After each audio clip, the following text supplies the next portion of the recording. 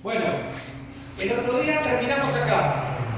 No sé si quedó alguna pregunta, pero terminamos acá, definiendo lo que no era la iglesia. ¿Está bien? Entonces, la iglesia, de hecho lo tenemos todo, la iglesia es un edificio donde gente se congrega para recibir servicios religiosos impartidos de ministros profesionales, quienes han sido entrenados específicamente para dirigir reuniones cada domingo por la mañana y otras actividades para tales como funerales y bodas. No, eso no es la iglesia. Pero eso es lo que se vende normalmente como iglesia. Bueno, pero eso no es la iglesia. Más allá de la forma, la iglesia tiene un fundamento y tiene una función. Y hemos visto diferentes, ahora vamos a ver lo que es la iglesia local, lo que es la iglesia como cuerpo de Cristo, pero hemos visto diferentes casos. También hemos hablado de un mal que estamos enfrentando hoy, donde mucha gente se reúne en su casa, mira un lindo video, se siente cómodo y cree que ya cumplió. Yo tengo que empezar a entender y a vivir que la iglesia es, los judíos venían a Jerusalén a adorar. Nosotros venimos a prepararnos para poder salir. ¿Salir a dónde? A alcanzar el mundo para Cristo. Entonces, sabemos lo que es la iglesia ahora. Efesios capítulo 1 lo hemos tratado y espero, hoy no está bien que me hacía preguntas, espero que si hay preguntas me paren y me la hagan. ¿Por qué vamos a leer Efesios? A ver, yo les voy a preguntar a ustedes y doña Marta sabe la respuesta, así que no las puede contestar. Pero, los profetas, ¿dieron alguna profecía en cuanto a la iglesia? Por ejemplo, en Génesis capítulo 3, versículo 15 se habla de que iba a haber un Salvador. Así que habla de la salvación. ¿Tiene que ver eso con la iglesia? ¿Sí o no? No. Muy bien. Doña Marta y don David son los que me animan cuando se contestan por lo menos. No, no hay ninguna profecía. Ahora, ¿saben por qué es importante esto? Es importante porque usted ve un canal de televisión o algún otro lugar donde gente que enseña la Biblia te dice que tenés que hacer un pacto con el Señor como lo hizo Abraham o Noé. Te empieza a mencionar los diferentes pactos que hay. Y utiliza el Antiguo Testamento para meterlo dentro de la iglesia. Entonces de golpe le dice a la iglesia que tiene que traer las primicias. De hecho, obviamente por razones éticas no puedo dar el nombre, un pastor de aquí de Costa Rica tenía tanta confusión con el tema de la iglesia utilizando el Nuevo Testamento que se rapaba y un día llevó un cerdo para hacer un sacrificio. Porque él creía que tenía que ser así. Y la gente contenta ponía la primicia. Ahora, ¿saben algo? Siempre repito lo mismo. Sería mejor negocio para mí mentirles y contarles todas las ofrendas que los judíos ponían para que ustedes traigan y que ustedes, obligados con mucha carga, hagan lo que entre comillas la Biblia dice que no lo dice, sacando de contexto, porque se utiliza mucho eso. Por eso es tan importante que sepan que en el Antiguo Testamento no se menciona la iglesia. Bien, en el Evangelio se menciona la iglesia.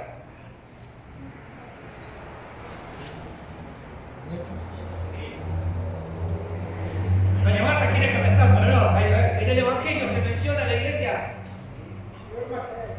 ¿Dónde se menciona la iglesia? En Hechos sí, en el Evangelio llamamos, siempre decimos los evangelios, Mateo, Marcos, Lucas y Juan. Para mí son 4 evangelistas, un solo evangelio, 4 puntos de vista. En el Evangelio se menciona la iglesia. Vemos una mención en Mateo capítulo 16 cuando dice: yo edificaré mi iglesia. Era una profecía que los que estaban ahí no entendieron porque no sabían de qué les hablaba. ¿Por qué es importante saber esto? Porque si no, usted va a terminar diciendo lo que enseñamos la semana pasada: donde hay 2 o 3 en su nombre, ahí está el Señor. No.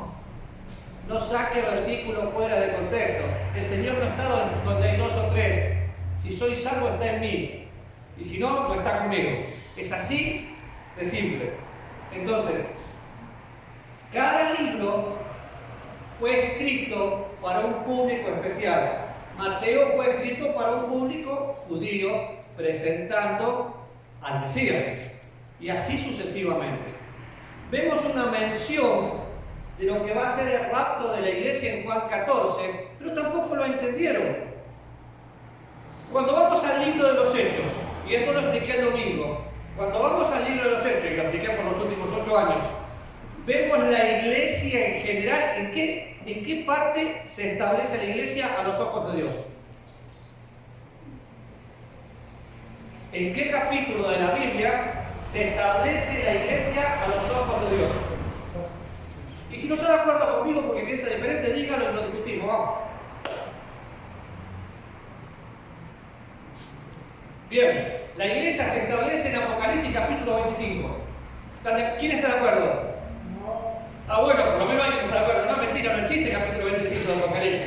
Entonces, ¿dónde nace la iglesia? Manuel, Pentecostés. ¿Dónde es Pentecostés? ¿Y qué significa Pente? Pente son los que bailan. Fue el momento de las fiestas judías, había mucha gente que Fiesta judía. Espíritu Santo, festividad judía. Fiesta judía, Pentecostés, Hechos capítulo 2. ¿Qué pasó en Hechos capítulo 2? ¿Alguien que esté despierto? ¿Qué pasó con el Espíritu Santo? Se derramó el Espíritu Santo. Y en lugar de decir se derramó, ¿cómo podríamos explicarlo de una manera más fácil para que todos entendamos? Había una promesa, descendió, había una promesa del Señor Jesús. Lucas 24, 49, le dijo, vayan y esperen la promesa. ¿Qué promesa? Si ustedes se acuerdan, estaba el Señor justamente en el contexto de la cena, diciéndoles, miren muchachos, yo me tengo que ir, pero va a venir alguien que es igual a mí. Y usa la palabra otro, Juan 14. El Consolador, el Espíritu de verdad, va a venir y ya no va a estar con ustedes, va a estar en ustedes. Esa promesa se cumple en Hechos capítulo 2, donde el Señor asciende en el capítulo 1 al cielo y el Espíritu Santo desciende para poder vivir o morar en forma permanente a partir de ese momento en la vida de los cristianos. Se llama la morada del Espíritu Santo. En ese contexto, en ese escenario, ¿quiénes estaban en Hechos capítulo 2? ¿Judíos o gentiles? Judíos. ¿De dónde? De diferentes lugares. ¿Cómo sabemos que eran judíos? No solo porque podemos mirar, sino porque venían a Jerusalén a adorar y venían a celebrar la fiesta de Pentecostés. Y porque todavía ¿Qué evangelio se predicaba, Manuel? Veo que estás ahí discutiendo con tu tío. ¿Qué evangelio se predicaba? El del reino. Todavía se predicaba el evangelio del reino. Y empieza toda la transición hasta que el misterio escondido que había sido dado a Pablo es manifestado. Saben que si nosotros entendemos esto tan simple y tan sencillo, nunca se preguntó ¿por qué hay gente que habla en lengua y nosotros no? Nunca se preguntó, hoy hay milagros de sanidades, de gente que dejó de caminar, de cojos que caminan, de ciegos. Hoy hay ese tipo de milagros, bueno, si realmente sí los hay, pero son necesarios. Entonces, normalmente, una persona que no conoce mucha Biblia te dice, habría que estudiar Corintios y estudiar esto y estudiar aquello porque no es tan vigente. Bueno, la vigencia o no de un don depende del Señor, pero la operatividad es clara, no están operativos, no son necesarios hoy. ¿Y cómo lo sé? Porque ese tipo de milagros se utilizaban para autentificar que Jesús era el Mesías, que estaban predicando el Evangelio del Reino, que los discípulos estaban predicando el Evangelio del Reino. ¿Y qué hacemos si una persona habla lengua hoy? Bueno, miren, si usted escucha una persona hablar lengua, no tiene que discutir con esa persona, es una experiencia personal. Ahora, si la persona habla lengua, ¿sí?, y no tiene un traductor o un intérprete, no edifica a nadie, ni siquiera a sí mismo, porque no entiende. Entonces, ¿de qué le sirve? De nada, solamente es tropiezo, parecería que estamos locos. Y el apóstol Pablo lo explica en Corintios muy claro. Pero definitivamente hay gente hoy que trata, porque entendió mal el nacimiento de la iglesia, trata de volver a Pentecostés, de tener una experiencia. Y es cierto que la vida cristiana es una vida de experiencia, pero no necesito una experiencia para conocer a Cristo. Necesito vivir a Cristo.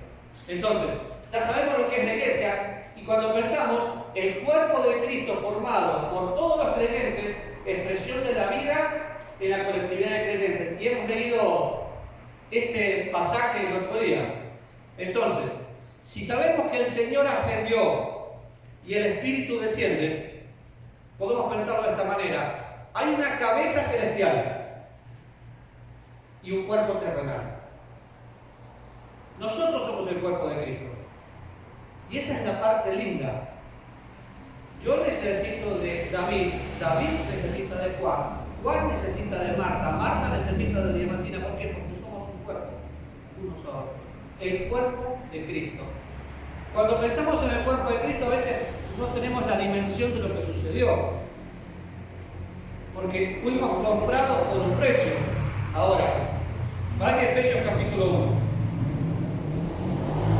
Y en Colosenses también habla de Cristo como la cabeza y del cuerpo. Pero hemos leído estos pasajes y vamos a terminar, de hecho terminamos hablando de que tenemos un Dios cercano. Pero fíjense, empezamos el capítulo 1 del libro de Efesios y dice cosas maravillosas para poder disfrutar. ¿Qué dice, por ejemplo? Dice todo lo que nosotros tenemos en Cristo. Dice que estamos sentados en lugares celestiales. Y la clave de este capítulo, de este pasaje de Efesios, que somos bendecidos con toda bendición espiritual en los lugares celestiales en Cristo. O sea, ser parte de la iglesia es estar en Cristo. Cuando va al versículo 22, dice, y sometió todas las cosas bajo sus pies, y lo dio por cabeza sobre todas las cosas a la iglesia, la cual es su cuerpo, la plenitud de aquel que todo lo llena en todo. La iglesia que es su cuerpo. Vaya a Colosenses capítulo 1.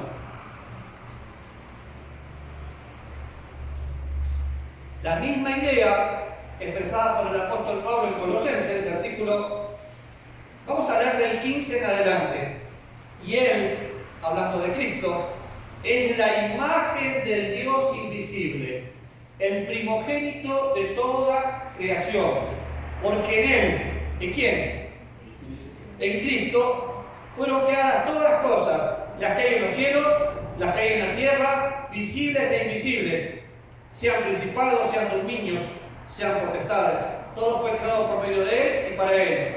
Y él es antes de todas las cosas, y todas las cosas en él se sostienen, subsisten. Y él es la cabeza del cuerpo, que es la iglesia, que es el principio, el primogénito entre los muertos, para que todo tenga preeminencia, por cuanto agradó al Padre que en él habitase toda la plenitud de Dios. Y por medio de él reconciliar consigo todas las cosas, las que están en la tierra como las que están en los cielos, haciendo la paz mediante la sangre de su cruz. Y tal vez necesitamos entender toda la profundidad que el apóstol Pablo está expresando aquí y en Efesios. ¿Por qué? Porque me habla de la imagen del Dios invisible. La palabra imagen es la palabra prototipo. Es igual. Dios Padre, Dios Hijo y Dios Espíritu Santo son uno. Tienen tres funciones diferentes, pero es un solo Dios.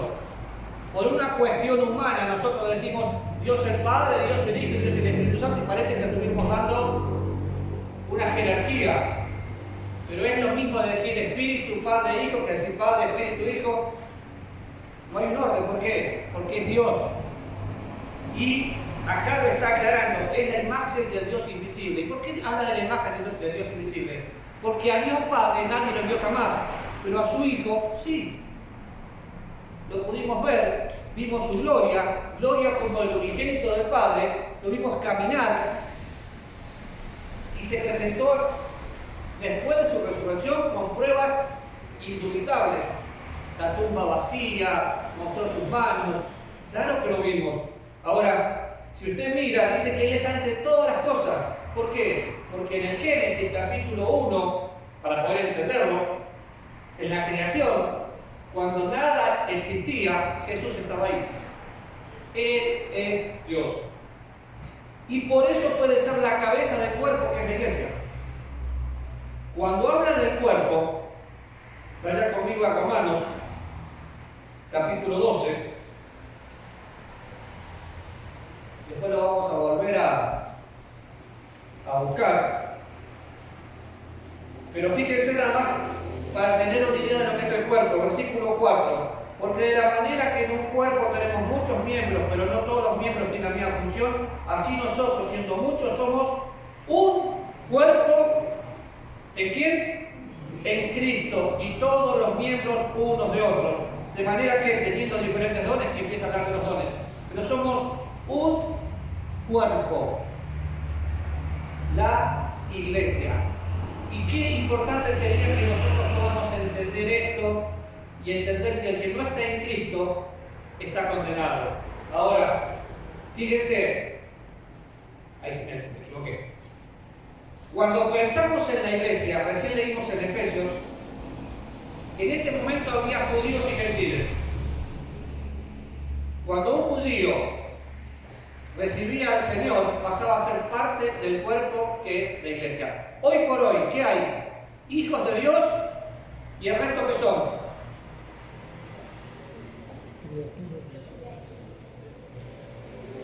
Y si somos literales, la promesa que todos manifiestan dice: el que tiene al Hijo tiene la vida, el que no tiene al Hijo de Dios no tiene la vida. El que tiene al Hijo tiene salvación, el que no tiene al Hijo de Dios está condenado. Así que hoy por hoy están los hijos de Dios y los que van a ser perdidos en el infierno, si nosotros no predicamos el Evangelio. ¿Se da cuenta de la responsabilidad que tenemos? Porque el mundo se dividió en dos y a veces nos cuesta pensar que el vecino de enfrente sin Cristo no tiene esperanza. Y como dice el chiste, iba el cura caminando y le dice: adiós hijo de Dios, le dice el cura al evangélico. ¿Y qué le puedo decir yo? Adiós hijo del diablo. Qué triste, ¿no? Porque hablan de Dios, pero no todo el que habla de Dios tiene a Dios. Pero ¿saben? Nosotros casi siempre hablamos de otras denominaciones. La denominación fue un accidente. ¿Saben que dentro de la iglesia evangélica hay muchos que hablan de Dios pero nunca conocieron a Dios? Mucha gente que es muy buena, se crió, se bautizó. ¿Saben cómo sabemos que algunas personas están llenas de religión? Bien hablando como si fueran cristianos, pero en su vida no muestran nada. Qué triste, ¿no? Porque mi hablar y mi andar tienen que ir de la mano. Ahora, algunas cosas que ustedes ya saben. Si una persona realmente es hijo de Dios, va a querer leer la Biblia porque tiene necesidad. Va a querer vivir en santidad porque desea estar limpio. Va a querer congregarse no porque es Año Nuevo o Semana Santa, sino porque desea que estemos juntos. Una persona que no tiene a Dios, no. Solamente va a querer venir cuando tenga una necesidad y va a pedir oración cuando esté desesperado. Por eso nosotros como iglesia somos el medio por el cual Dios quiere reconciliar consigo al mundo. Y fíjese, Efesios capítulo 2.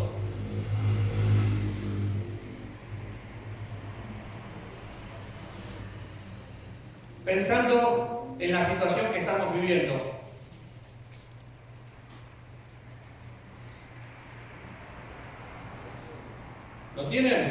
versículo 14 al 16.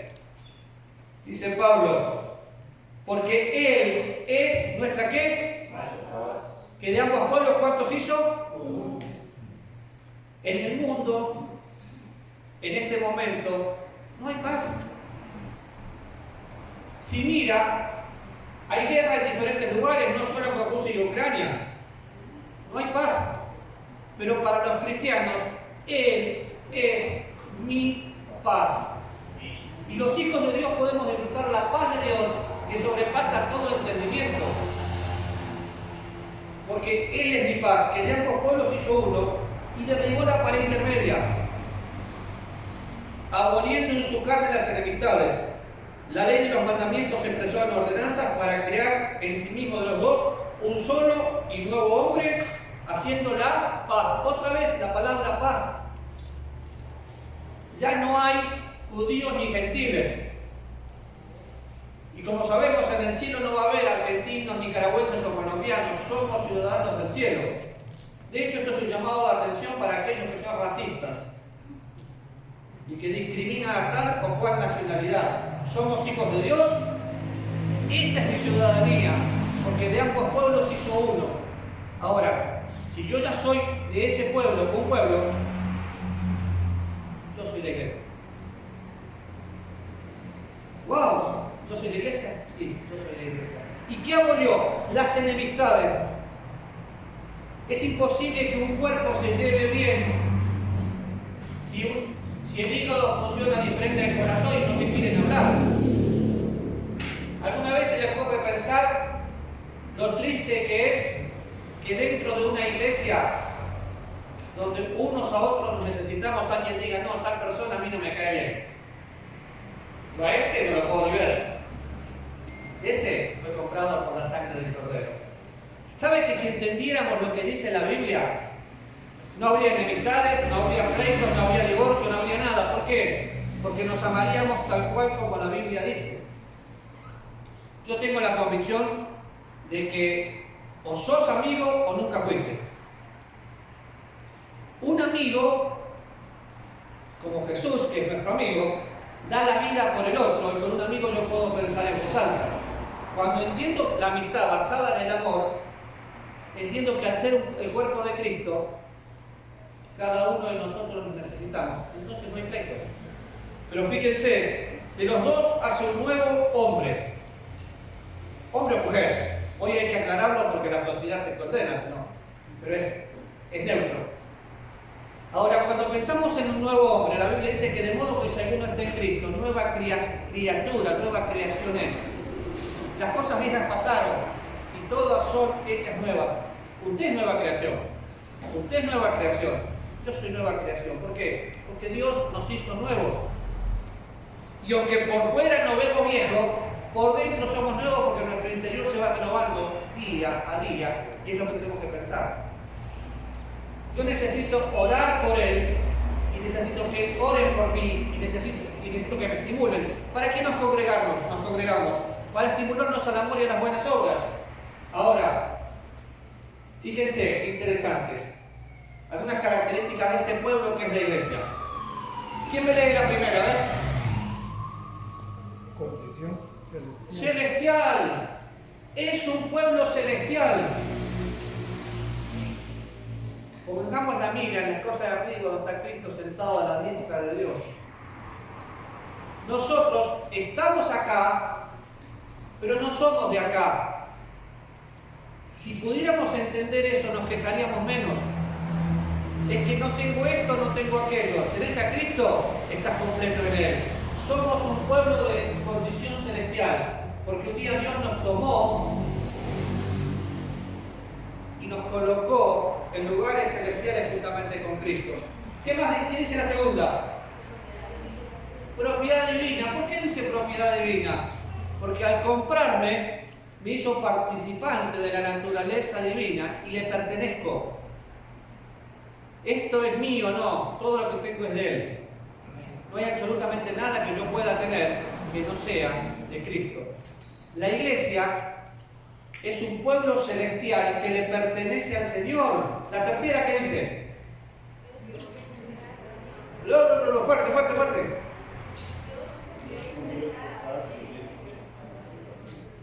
Dios convierte a cada creyente en el santuario. O sea, literal como dice la Biblia, mi cuerpo es templo del Espíritu Santo de Dios. 1 Corintios capítulo 6, versículo 19 y 20 dice, porque por precio fuiste comprados. Y entonces glorifico a Dios. Ahora, si su cuerpo es el templo, deje de decir voy a ir al templo y empiece a vivir en el templo. ¿Saben cuáles son las bendiciones que tenemos? Todo lo que habla la Biblia, porque estamos en Cristo. ¿Y saben cuál es el beneficio de entender que somos el templo? Que quiero cuidar mi cuerpo y presentarlo a Dios cada día como un sacrificio vivo, santo y agradable a Dios. Cuando alguien tiene sobrepeso, ¿qué es lo que quiere hacer? Adelgazar, ¿por qué? Para sentirse mejor. Cuando alguien entiende que su cuerpo es templo del Espíritu Santo de Dios, lo va a cuidar y va a cuidar al otro, porque es el santuario.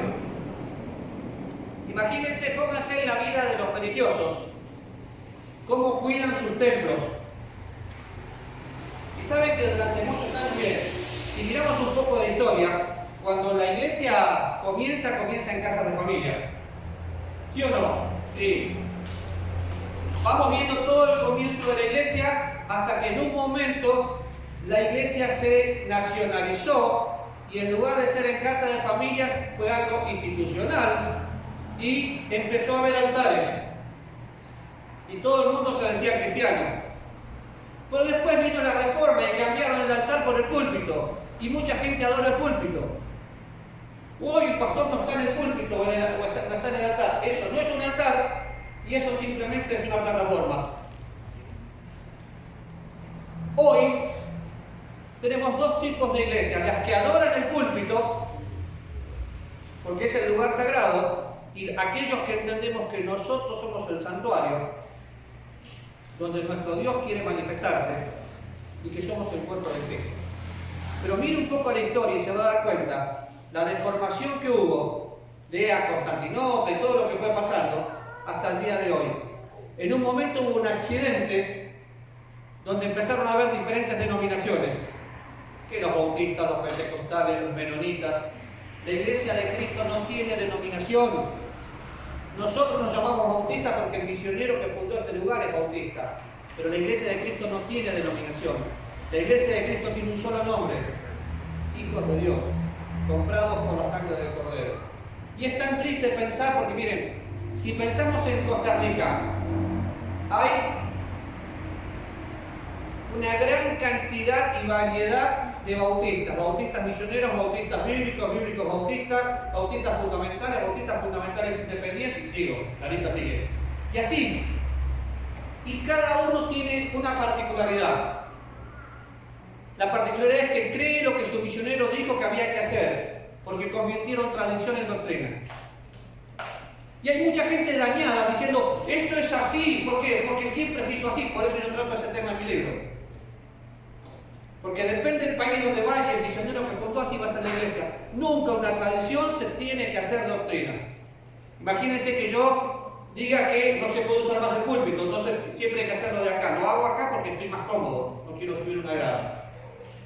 Pero si yo no digo eso y le enseño al pastor Álvaro que todo se hace de abajo porque no hay que subir ahí, el pastor Álvaro se lo enseña a otra persona que viene después y se ríanse o no, pero a la larga van a decir, el púlpito no es necesario porque la Biblia lo dice, no, lo digo yo.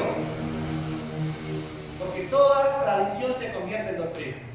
Cuidado con eso. Ahora, todos los salvos se vuelven participantes de la naturaleza divina. Y si usted entiende esto, que de hecho lo dice el apóstol Pedro, no sé si sabe dónde está, pero vamos a leerlo.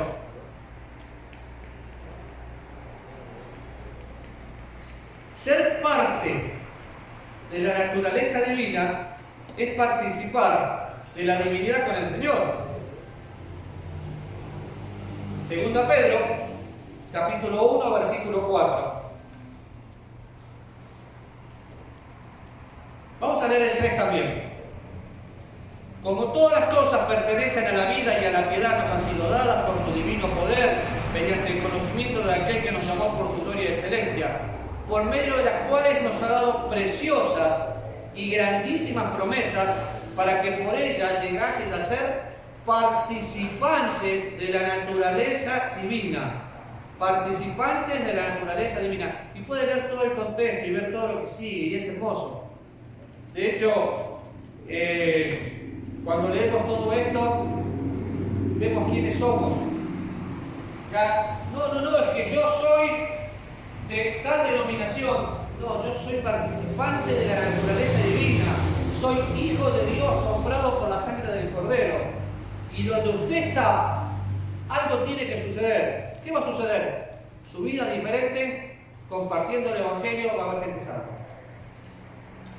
Dios me dio la oportunidad esta semana de ver algo muy lindo, algo que ya no se hace en Costa Rica. En la iglesia de Río Pinto hubo una campaña evangelística de varios días.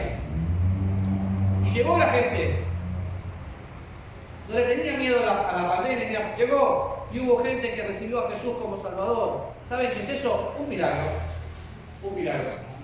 Ahora, cuando pensamos en la iglesia, que usted ve ahí, lo ve ahí atrás, iglesia y Cristo la cabeza y creyentes. Cuando pensamos en esto,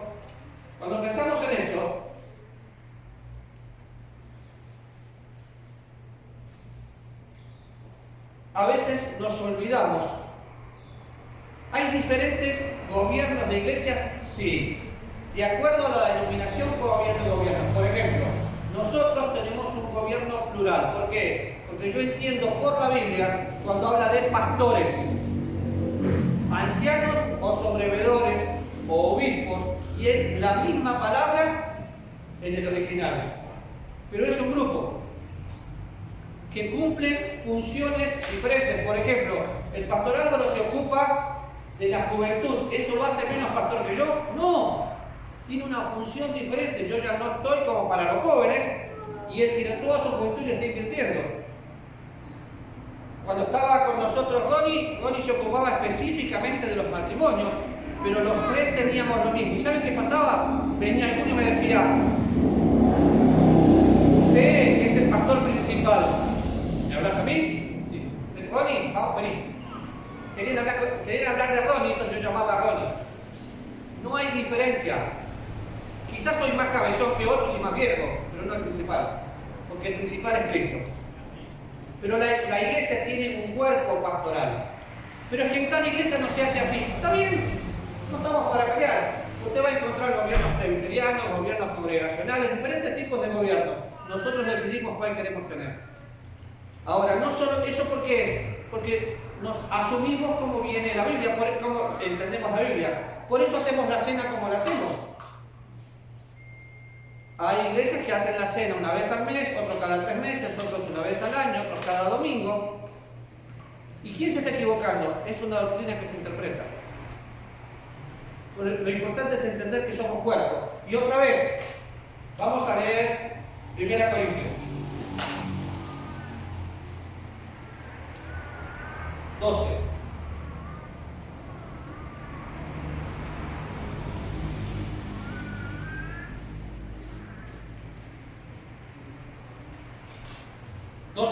Porque así como el cuerpo es uno y tiene ¿cuántos miembros? Muchos. Pero todos los miembros del cuerpo, siendo muchos, ¿somos muchos o somos uno? ¡Qué incoherencia!, ¿no? ¿Somos muchos o somos uno? Somos muchos que somos uno. Hasta parece un trabalengua.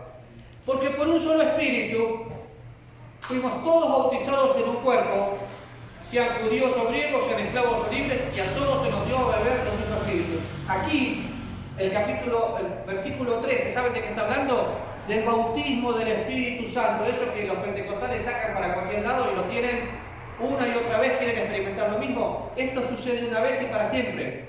Lo que sucedió en Pentecostés es lo que dice Pablo que sucedió con nosotros. Por un solo espíritu fuimos todos colocados en un cuerpo. ¿Cuál es el cuerpo? El cuerpo de Cristo. Y en ese momento sucede el bautismo del Espíritu Santo, pasamos a ser parte de su iglesia, somos propiedad divina, somos un pueblo celestial. Además, el cuerpo, versículo 14, no es uno solo, sino muchos. Y si dijeres pie porque no soy mano, no soy del cuerpo, por eso no soy del cuerpo. Y si dijere la oreja porque no soy ojo, no soy del cuerpo, por eso no soy del cuerpo. Si todo el cuerpo fuese ojo, ¿dónde estaría el oído? Y si todo fuese oído, ¿dónde estaría el olfato? Mas ahora Dios ha colocado los miembros, cada uno de ellos en el cuerpo, como Él quiso. Y empieza a hablar de los dones, porque si todos fuéramos un solo miembro, ¿dónde estaría el cuerpo? Pero ahora son muchos los miembros, pero el cuerpo es uno solo. Ni el ojo puede decir a la mano, no te necesito, ni tampoco la cabeza, los pies, no tengo necesidad de ti. Antes bien, los miembros del cuerpo que parecen más débiles son más necesarios. Y sigue, quiero leer el versículo 26, de manera que si un miembro padece, todos los miembros se duelen con él, y si un miembro recibe honra, todos los miembros se gozan con él. Vosotros pues sois el cuerpo de Cristo, miembros cada uno en particular. Y si usted mira esto, su alegría tiene que ser mi alegría, su tristeza tiene que ser mi tristeza. Nosotros estamos orando por el pastor Jairo. ¿Por qué? Porque es parte del cuerpo de Cristo, es mi hermano, y yo tengo que estar ahí y sufrir su dolor. Pero cuando alguien pasa una alegría, tengo que sufrir su alegría. Esto me dice algo. En la iglesia de Cristo no hay envidia. ¿Y qué pasa con un envidioso? Confiesa su pecado y cambia. ¿Por qué? Porque cuando progresás, yo progreso. Y cuando estás cayendo, yo te levanto. Eso es el cuerpo. Y después viene hablando de dones, que no es el tema ahora, pero fíjense que los dones los da Dios como Él quiere, y un don espiritual es la capacidad que Dios nos da para poder servirle dentro de su obra, nunca para beneficio propio. Y todos los que estamos aquí, si somos salvos, tenemos por lo menos un don que necesitamos desarrollar después de descubrirlo. Y si lo descubrimos y no lo desarrollamos, ¿qué pasa? Y posiblemente el don se detenga, porque tenemos un don que participar. Ahora, local y universal, la iglesia. La iglesia de Cristo le podemos llamar universal, le podemos llamar invisible, le podemos llamar el cuerpo de Cristo. En la Biblia solamente encontramos el cuerpo de Cristo. ¿Por qué le llamamos universal? Bueno, para muchos la palabra universal les hace mal porque, claro, les suena a católico. Pero en realidad le llamamos universal para poder dar dimensión a lo que es la persona que está en China o que está en la India. En todo el universo, si es salvo, es parte de la iglesia. Para que ustedes sepan, algunos grupos muy cercanos a nosotros no creen en la iglesia como cuerpo de Cristo, no creen en la iglesia como un cuerpo universal, y eso les trae muchos problemas. ¿Por qué no creen? Porque ven la iglesia en el Antiguo Testamento y solamente creen que hay iglesias locales y que son los únicos elegidos. De hecho, es interesante hablar con ellos y ver cómo están convencidos de eso, pero si yo no creo en eso, voy a tener muchos problemas. ¿Por qué? Porque entonces voy a pensar que el arrebatamiento de la iglesia es solamente para un grupo. Y no, cuando venga Jesús, ¿a quién se va a llevar? ¿A los pentecostales, a los bautistas, a los hermanos libres? A todo aquel que cree. Pero es que él no creía. ¿No creía qué? Si uno cree que Jesús murió, fue sepultado, resucitó y acepta la salvación por fe y por gracia, somos salvos por medio de la fe. Y la denominación fue un accidente. Pero es interesante que hay muchos grupos muy cercanos a nosotros que cuando uno les habla del cuerpo de Cristo, entonces es el cuerpo de Cristo manifestado en iglesias locales. ¿Qué es una iglesia local? 1 Corintios, Gálatas, que de hecho eran iglesias en regiones, ni siquiera eran locales, eran en regiones, en casas de familia. Cuando pensamos en 1 Corintios, en esa región donde había iglesia, les llama santos. Claro que habían sido santificados por la sangre del Señor. Entonces, nosotros somos la iglesia de Cristo, que como iglesia local estamos reunidos aquí en Romsey. La iglesia de Cristo, iglesia universal, iglesia invisible, cuerpo de Cristo, es un organismo. La iglesia local es una organización. ¿Cuál es la diferencia? El organismo es un organismo vivo, todos somos partes unos de otros, pero un organismo no se puede organizar para hacer ciertas cosas, valga la redundancia. Por ejemplo, ¿podría la iglesia de Cristo, como cuerpo de Cristo, tener un día para participar de la cena? No, porque ¿cómo hago para que el chino esté despierto a la mañana? Medio incómodo, ¿no? Y para vernos, por más Zoom que tengamos, no se podría. Eso lo haremos en la presencia de Dios cuando estemos todos en el cielo. Por eso Dios estableció iglesias locales. Y cada iglesia local tiene autoridades, obispos, pastores, diáconos, cada uno se organiza de acuerdo como quiere, y diferentes ministerios que Dios va dando. Pero es la iglesia como un organismo y la iglesia local como una organización. Un organismo vivo, organizado, donde todos tenemos que ser parte. Una de las metas es que podamos de alguna manera entender que la función,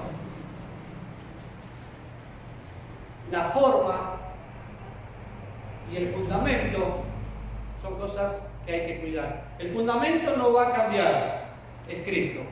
La función es predicar el Evangelio y hacer discípulos. La forma la vamos a decidir nosotros de acuerdo al lugar. Pero, formada por cada uno de los que han aceptado a Jesucristo como su Salvador personal. Y lo puse porque quiero que se lo grabe. Esto es la iglesia, porque sé que algunos de ustedes han estado en iglesias donde los pastores, no sé si por ignorancia, por tradición, por lo que sea, no creen que esto sea una realidad. ¿Verdad que algunos de ustedes estuvieron ahí? Ahora, otra vez, ¿qué es la iglesia? Formada por cada uno de los que han aceptado a Jesucristo como su Salvador personal y han sido bautizados por el Espíritu. La forman todos aquellos que han recibido la salvación por medio de la fe en Jesucristo. Cuando yo estudiaba por primera vez teología, yo leí en un libro gente que no creía en la iglesia local, gente que sí creía, pero en la Argentina no lo había experimentado. Cuando llegué a Costa Rica me sorprendí. Porque ¿cuáles son los errores que se pueden cometer si una persona no entiende lo que es el cuerpo de Cristo? Llegás a la iglesia, le decís que sos salvo y te quieren bautizar de nuevo. El rebautismo. ¿Nunca escucharon eso? Claro que sí.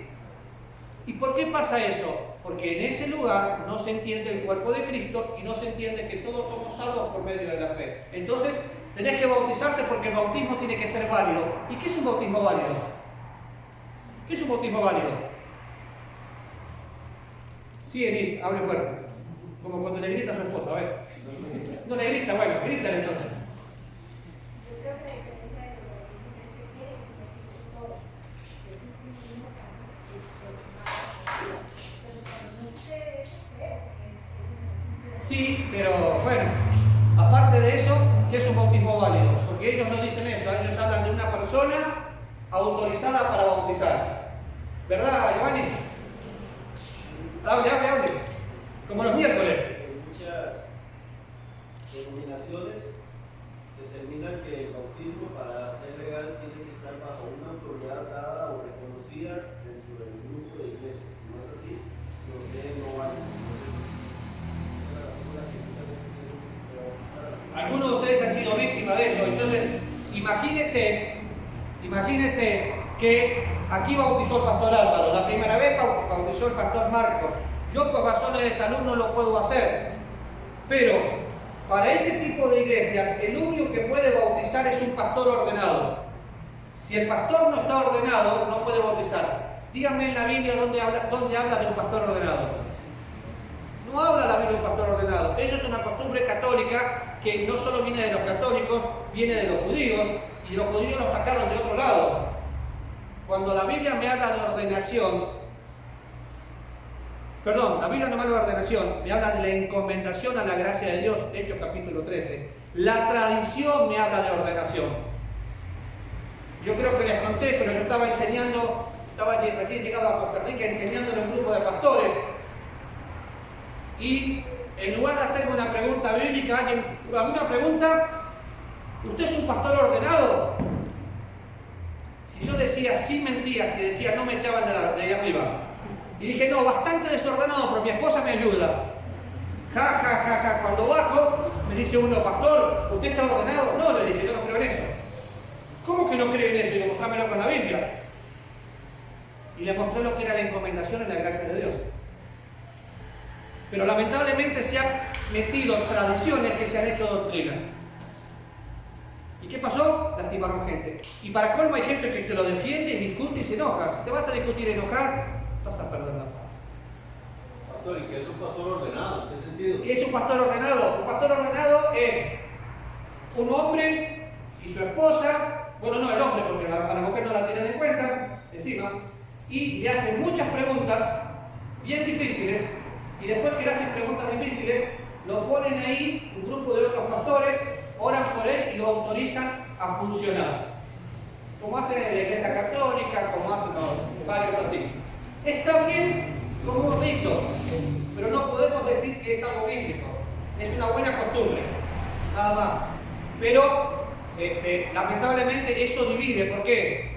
Porque empezó esta división, los laicos y los clérigos. No existe eso.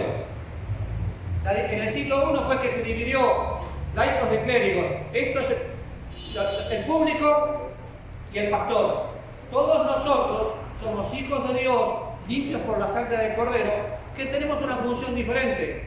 Dios me da, de acuerdo a mis dones, la posibilidad de enseñarles y cuidarlos. Pero eso no me quita que tengo las mismas luchas que ustedes, y no es que soy más cerquita de Dios. La gente que no entiende la función dentro del cuerpo de Cristo va a ir y le va a decir, pastor, ¿puede orar por mí? ¿Por qué no ora? Es que usted está más cerquita. ¿Cerquita de quién? Entonces, es importante que podamos entender lo que es la iglesia. Y la iglesia local, nosotros, ¿quién me lo lee? ¿Puede definirse? ¿Quién lo lee? A ver. Una iglesia local que podría definirse como la manifestación de la única iglesia de Cristo. Los miembros de la iglesia universal deben buscar compañerismo y edificación con una iglesia. Y seamos claros, ningún cristiano puede estar sin congregarse si realmente nació de nuevo. Es el mal de los misioneros. Conozco más de un misionero que porque toda la semana está en un ministerio, el domingo no se congrega. ¿Por qué? Ni porque estoy en el ministerio.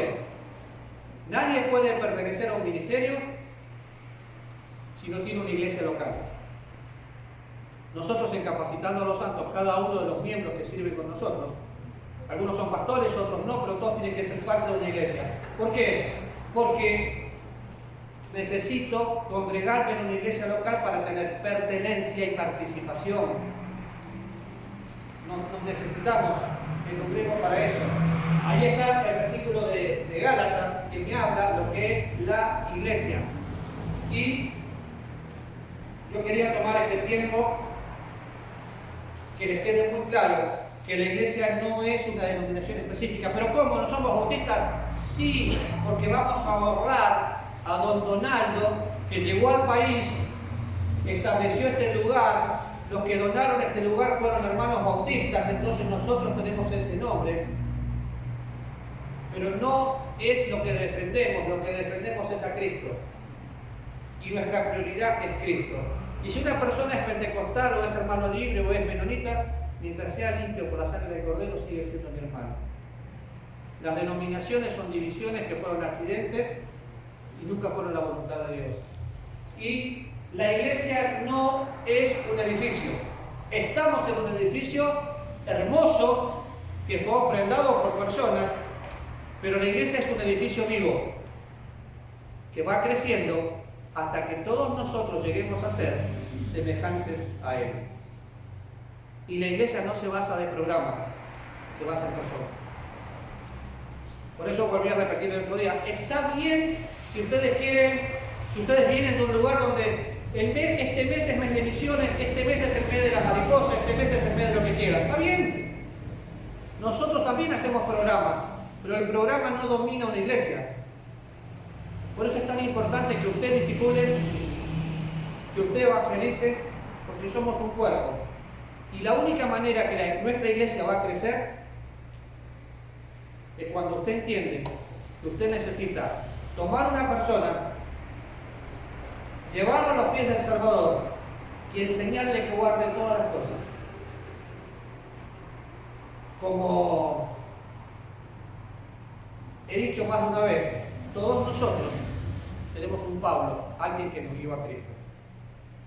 Pero todos nosotros necesitamos un Timoteo, alguien a quien ver crecer. Y como consecuencia necesitamos un Bernabé al lado, alguien que nos acompañe. Durante un tiempo yo consideraba a Álvaro mi Timoteo, hoy él es mi Bernabé. Él está al lado mío para apuntalar mi vida y apoyarme en todo momento. ¿Por qué? Porque creció y porque la obra es de Dios. ¿Alguna pregunta? Sí. Hermano, para que me quede claro, porque acá es Fuerte, fuerte. Es una duda que también sobre lo de la Iglesia Universal, en su intención, y se habló del tema de que abarca X denominación, llámese Protestante, llámese Católico, llámese... Católico no dije. Bueno, no, se lo dijo Católico. Católico no es una denominación, es una religión. Pero no se equivoque, me dice, en X, ahí hay salvos. Entonces, para que me quede clara, la duda es, si yo soy realmente hijo de Dios y he nacido de nuevo, pues, ¿a dónde debo congregarme? O sea, debo tomar en cuenta que ya nací de nuevo, ya tengo al Señor Jesucristo, y congregarme en una denominación que esté tal vez en algunas áreas. Bueno, si encuentra la iglesia perfecta, no vaya porque la echa a perder. Empecemos por ahí. Yo se lo sé. Sí, por eso no voy a ir. Pero es muy buena su pregunta, porque estoy grabando, lo voy a repetir. Lo que dice el hermano es lo siguiente: si yo soy nacido de nuevo, ¿a dónde me voy a congregar? Muy buena la pregunta. Vamos a partir de la base. Yo fui católico, monaguillo, quería ser cura, conocía todo, pero cuando conocí a Cristo, ¿no me parezco cura? No. Cuando conocí a Cristo, lo primero que dije, yo me quedo acá para cambiar la iglesia. No podía.